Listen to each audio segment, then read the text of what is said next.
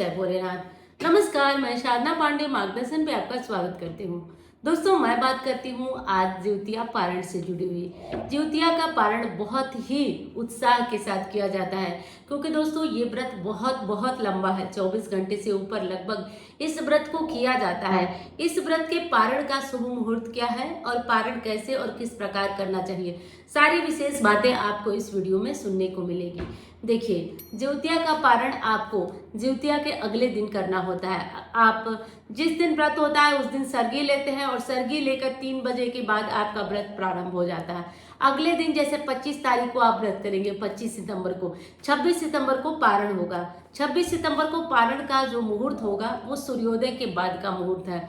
सूर्योदय के बाद का मुहूर्त है, लेकिन कुछ महिलाएं इस व्रत को करने में, ज्योतिया के पारण में लेट करती हैं। उनकी मान्यता है कि इस व्रत में उनकी क्या ये कहा जाता है कि जितना लेट जो है पारण किया जाता है ज्योतिया का, उतना ही अच्छा होता है, उतनी ही खर ज्योतिया होती है। लेकिन एक बात का ध्यान दीजिएगा, जितना आपका शरीर करे, क्योंकि आपने बहुत लंबा व्रत करा है और अब जितना आपका शरीर करे उतना ही आप व्रत को करिएगा। बहुत खर करने के चक्कर में आपको नुकसान ना हो, ये चीज ध्यान रखिएगा। तो अगले दिन पारण आप 7 बजे 8 बजे के बीच में कर लीजिएगा।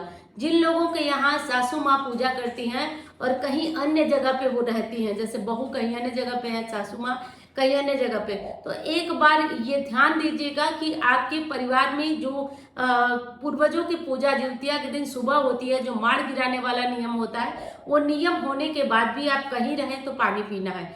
ये नहीं कि घर में सास को जो पूजा करने का नियम है वो नहीं की और आप पानी पी लिए। ये बात आपको ध्यान रखना है, तभी ज्योतिया का पारण पूरी तरह से होता है।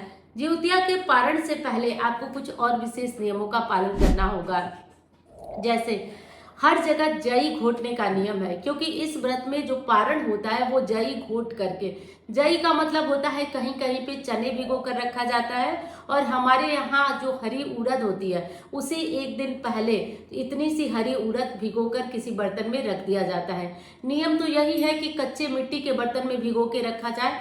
बाकी जो आपके यहाँ हो, जैसे हो, मिट्टी के बर्तन में या जैसे भी हो, हरी उड़द को भिगो के रख दीजिए। और जब 26 तारीख को आप सुबह जगेंगी तो जगने के बाद आपको समय से जगना है। जगने के बाद शरीर में ताकत तो बिल्कुल नहीं रहती है, किसी की नहीं रहती होगी, लेकिन आपको उठना है और नहाना है। नहाने के बाद आपको सूर्य देव को जल देना है।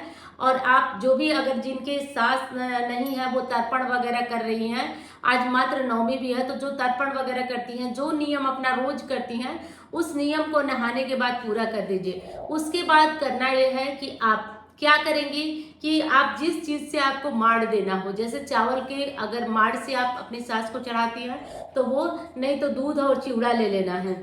और बाकी जो कल का चढ़ाया हुआ सामान है, जैसे ज्योतिया है, जैसे फल है, मिठाई है, सब आप एक जगह साफ करके छत पे रख लीजिए। और 7 या फिर 5 पत्ते रखे जाते हैं नेनुआ के, तो वो पत्ते पे क्या किया जाता है कि फिर से थोड़ा थोड़ा माड़ या थोड़ा थोड़ा दूध और चिवड़ा चढ़ाकर सिंदूर लगा दिया जाता है। सभी भोग प्रसाद जो है फिर से हाथ जोड़ लिया जाता है।